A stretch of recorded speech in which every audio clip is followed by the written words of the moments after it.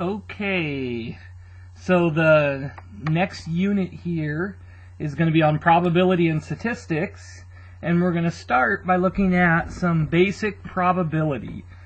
So you can think of probability kind of as the mathematics of chance or random events, which seems kind of like a contradiction because mathematics is where the answer is certain. You always get a particular answer. And random events, you can't predict with any certainty what's going to happen. And so how could there be mathematics of random events? So if you remember, mathematics is the science of patterns, right? That's how we defined it, and there's patterns in everything. There's patterns in numbers and in shapes. There's patterns in nature, and so science and math go hand in hand. So there's actually patterns in random events. Okay, there's patterns in how likely certain things are. So, for example, like a weatherman can't predict with any certainty what's going to occur, but he can study the different patterns in the weather and he can make predictions. And he can kind of determine how likely it is for different sorts of weather to occur. So yes, even in random events, there is patterns. Okay, so we are going to start by, I'm going to define a couple things here, and then I'll actually give you the definition of probability, the definition that we're going to use. So the first thing I'm going to define here is an experiment. So by experiment here, I don't mean the same thing as like an experiment in science or like an experimental study in a psychology class or something like that. So for probability, an experiment is just any action whose outcome cannot be predicted with certainty. Okay? So any action whose outcome cannot be predicted with certainty. Okay? So you can't predict what's going to occur. What we are going to be able to know is what all the possible outcomes of the experiment are. But we can't predict which one of those outcomes will occur. Okay, so there's lots of examples. I'm going to use two main examples here. And these are common examples to use when you're learning probability. So one example is rolling a six-sided dice. Okay, I can't predict with any certainty what number I'm going to roll. Okay, but I do know the different outcomes. There's 6 possible outcomes, the numbers 1 through 6. But I can't predict which one I'm going to roll. So we could say rolling a 6-sided die would be an example of a probability experiment. The other one we're going to use, and I don't have a deck of cards here with me, I should, but we're going to use the experiment where you shuffle up a deck, spread them out on the table, and have someone randomly select a card from the deck of cards. Okay?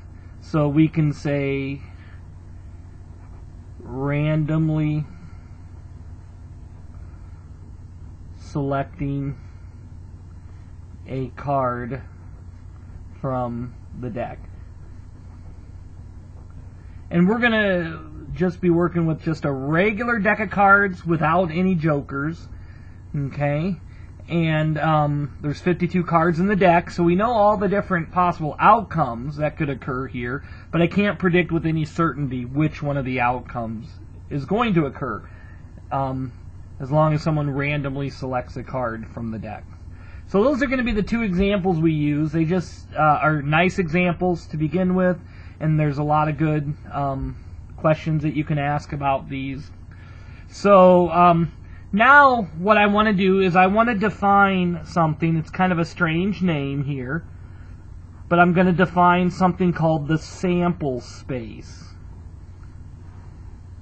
So what do I mean by the sample space? So this is just the set of all possible outcomes of an experiment. It's the set of all the possible outcomes of the experiment. And what's kind of nice here is this is a good example where you can see how set theory is used in other branches of mathematics. So if you remember when we talked about sets, we talked about any branch of mathematics can be defined in terms of sets. So we're going to see a little bit about how that's done as far as probability is concerned. A little bit about how sets are used to define the things in probability. So rolling a six-sided dice, there's one of six numbers that you could roll. And so the sample space in that case would be the set with those six numbers. 1, 2, 3, 4, 5, and 6. So I could put those in set notation like that. And the 1 would represent rolling a 1. This would be rolling a 2, rolling a 3, and so on.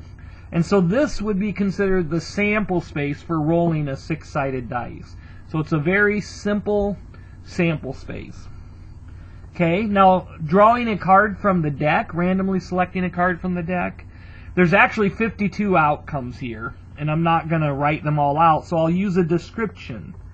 And I'll say the 52 cards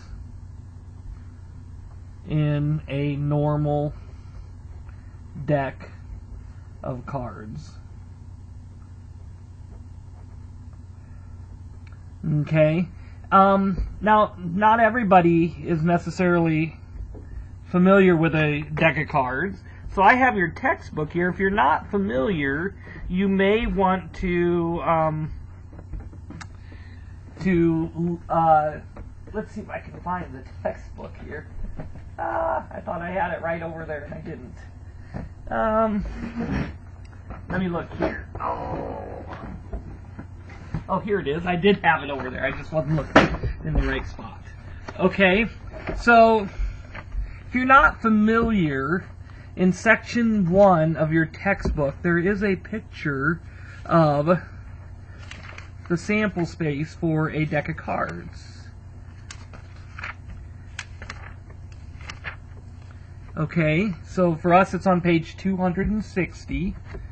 And let's see if I can actually zoom in here.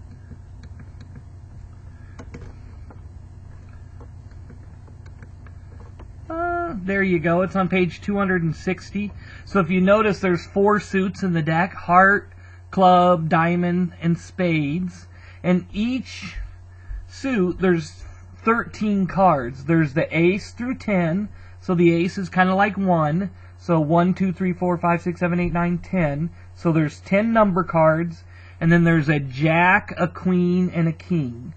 So there's actually 10 number cards, 3 face cards for each of the suits.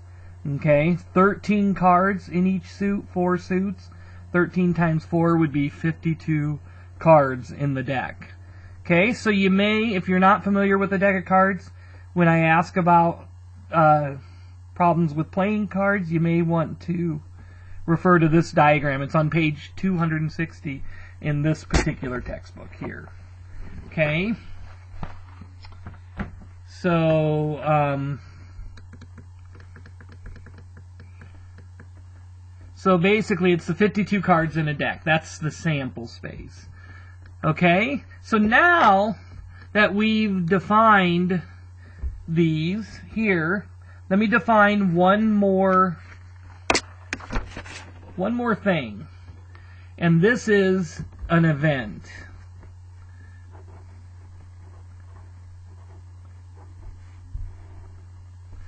So an event is something we would like to find the probability of.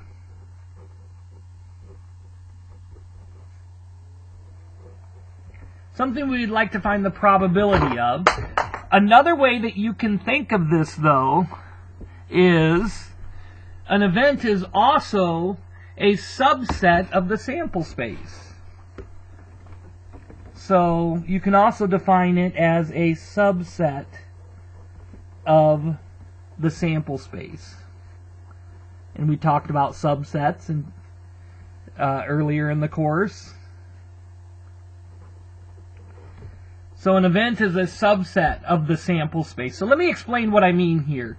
So let's say event E, and I'll use a capital E to denote this, kind of like we did with sets. Let's say event E is rolling an even number.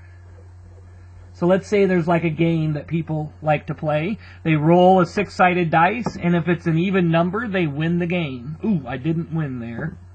Oh, I lost again. Oh, look, I won. I rolled an even number, okay? A silly game, I know.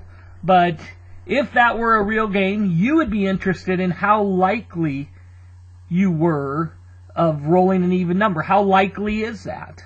Okay? That would be something you were interested in. Something you'd want to find the probability of. But notice that event E is also the even numbers that are on the dice. Okay? So it would be 2, 4, and 6. And this is a subset of the numbers 1 through 6. It's a subset of the sample space. So behind every event, there's a set of outcomes that come out of the sample space, and you could consider that kind of a subset of the sample space. So let's do another example. Let's say A here is the event drawing an ace.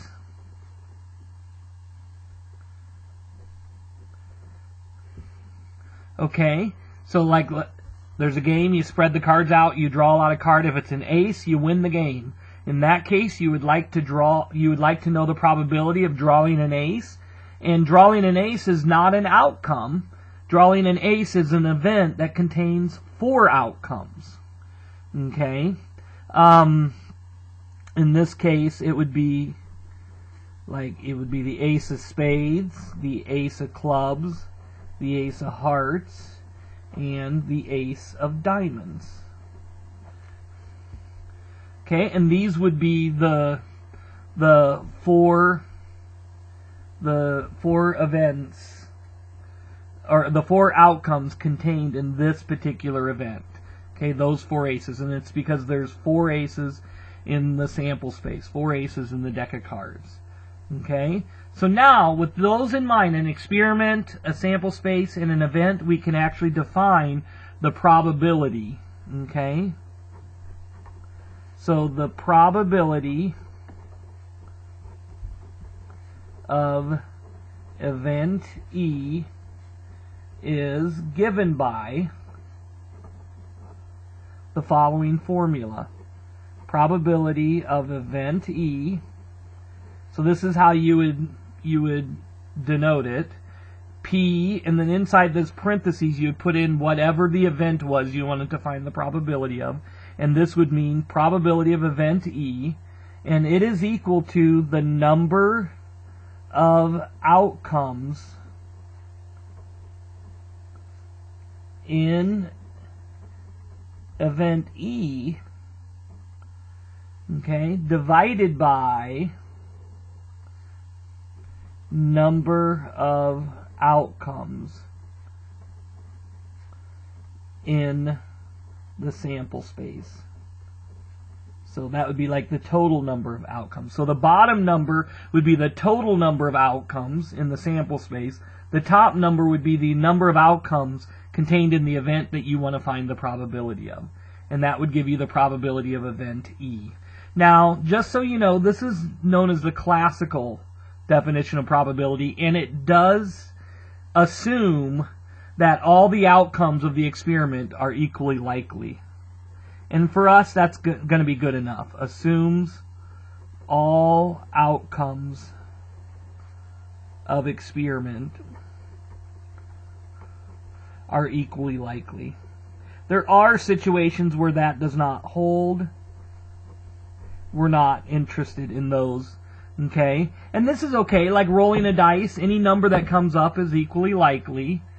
Randomly picking a card from a deck. Many experiments have this condition because they're random events, they're random experiments. And randomness, the very definition of randomness, is that any possibility has the same chance of occurring as any other possibility.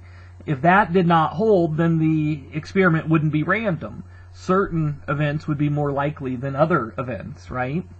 So the very definition of randomness is what this assumption is referring to. And for us, that's what we're going to deal with. We're just going to look at that particular type of probability. Okay, so let's do a couple examples. Let's actually find the probability here of event E. And so let me just show you kind of how this notation works. I'll just say rolling an even number. So you actually put what you want to find the probability of inside here. So the experiment is rolling a 6-sided dice, and the probability is that you want to find is rolling an even number. So the event is rolling an even number.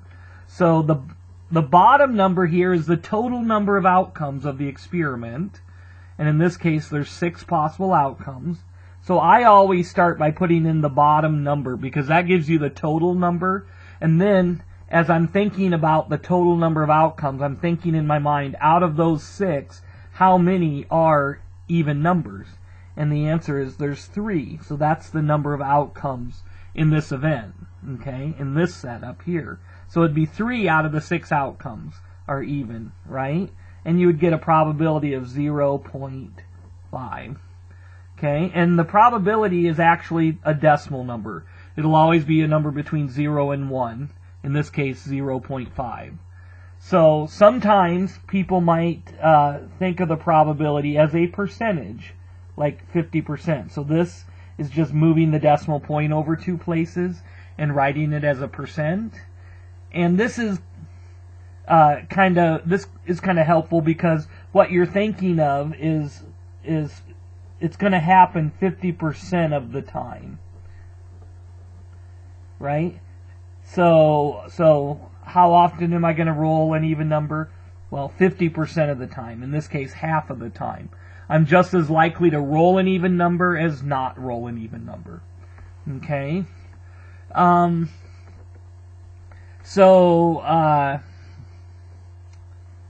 Let's do the next one here. Drawing an ace. So I could write drawing an ace. The probability of drawing an ace. So what is the bottom number here? So when you draw a card out of a deck, what's the total number of outcomes in the sample space? Okay, well those are the 52 cards in the deck. So there's 52 outcomes in the sample space. Now, out of those 52, how many are aces? Well, there's these 4 aces. 4 outcomes in event A. So 4 out of 52. Okay? And you could keep it as a fraction, reduce it to lowest terms. I like it as a decimal because then it's easy to compare with other probabilities, if it's a decimal or a percent. So I'm going to divide it. Now oftentimes the decimal might be like this, where it's a repeating decimal. Okay? And if it's like that, we're going to just use the rule that we're going to round our probability to 4 decimal places. So in this case, it would be 0.076, and that would stay 9 because of the 2 there. That would round down to 9. So this would be 0.0769. And this would be the probability of drawing an ace. So you could think of this as 7.69% of the time you're going to draw an ace. Okay? If you think of it as a percent. So now the question is, well, what's more likely? Which game do you have a higher chance of winning? Rolling an even number or drawing an ace? And of course the answer here is rolling an even number. Okay, that's going to happen 50% of the time, half of the time. Drawing an ace only happens 7.69% of the time, so not even 10% of the time. will this happen. So you're much more likely to roll an even number than you are to draw an ace. Okay? Now, there's one more thing I want to share here, and that is kind of how we interpret the probability. We can think of this as the probability scale. Okay? So all probabilities are on a scale of 0 to 1, where 0 is impossible. If you have a probability of 0, this means it cannot occur. Okay, 1 here is certain, and this means it must occur. Okay, so like 1 would be, the percentage form of 1 is 100%. So this means this event would occur 100% of the time. This event would occur 0% of the time. So you're always on a scale of 0 to 1, and this point here, halfway here, with a probability of 0.5, this is you're just as likely to occur as not occur. Okay? You're just as likely to occur as not occur. And sometimes what you would say is the odds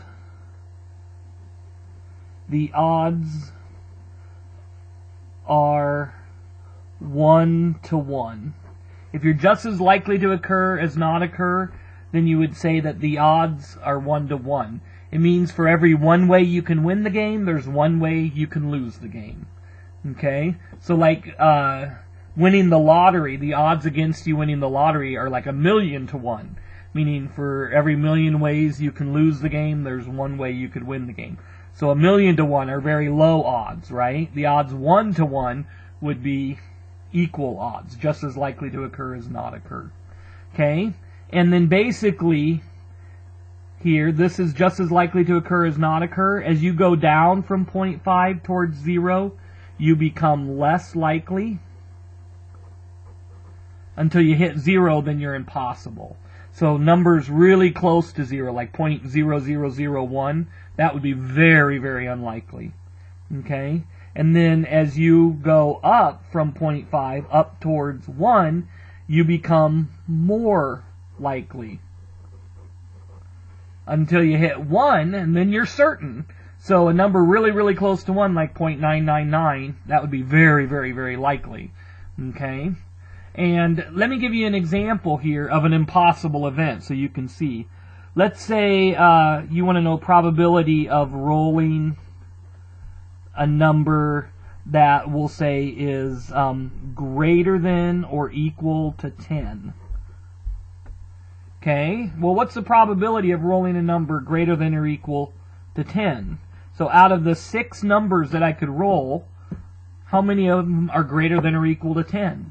Well, none of them are, right? 0 out of 6. So that's how you get a probability of 0. It means that none of the outcomes of the experiment are contained in the event. So I could sit here and roll the dice all day long, and it's never going to occur. It's an impossible event. Okay? Well, what about a certain event? Well, this would be probability of rolling a number, let's say, strictly less than 10. Well, out of the 6 numbers here, how many are strictly less than 10? Well, 2 is, 4 is, 2, 5. All of the numbers, no matter what number I roll, it's going to be less than 10. So what it means is all 6 of the outcomes are contained in the event, right? 6 over 6 is 1. And so how do you get a probability of 1? All of the outcomes of the experiment are contained in the event. Okay? And notice one other thing here is that this event here, rolling a number greater than or equal to 10, this event would be the empty set. Right? Because there's no outcomes contained in the event. So when the event is the empty set, then you get a probability of 0. When the event is the set itself, so in this case, 1, 2, 3, 4, 5, 6. When the event is the entire set, you get a probability of 1. Okay? So remember, an event is a subset of the sample space. So this is why we see that every set is a subset of itself, and the empty set is a subset of every other set. This can kind of show you why you would have those particular rules back in set theory. Okay? One other thing I want to share before we go on to the next video, and that is when you're at the casino, there are no games where you're just as likely to win as not win. None of the games in the casino are like that. None of them have odds that are 1-to-1. The odds are always against you when you're at the casino. Now there's one game where it's very close to being 1-to-1, but it's not quite. Does anyone know what game that is? Okay, it's actually the roulette wheel, and it's where you bid either a red or a black. Okay, and on the roulette wheel there's 16 red, there's 16 black, and then there's actually 2 green spaces. Okay, and they're the 0 space and the double 0 space. So there's actually 30. This would be. There's actually 34 outcomes. And so, like, if you bid red, the probability of the roulette wheel landing on red would be 16 out of 34. 34 total outcomes. 16 out of 34 is close to.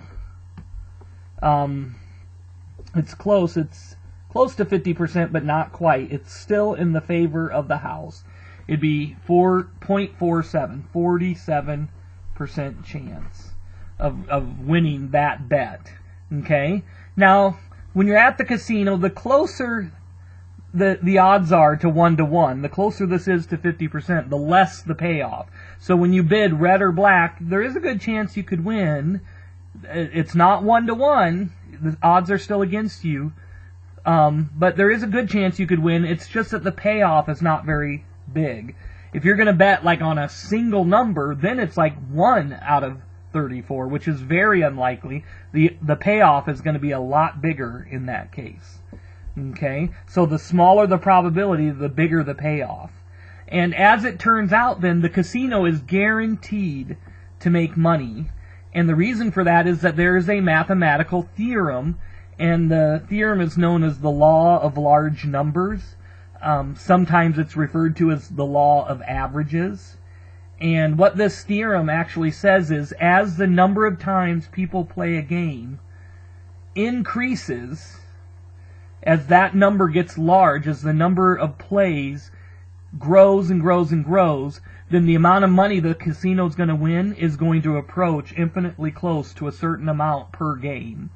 And so they're actually guaranteed, as long as a large number of people play the game, they're guaranteed to get a certain amount in the average.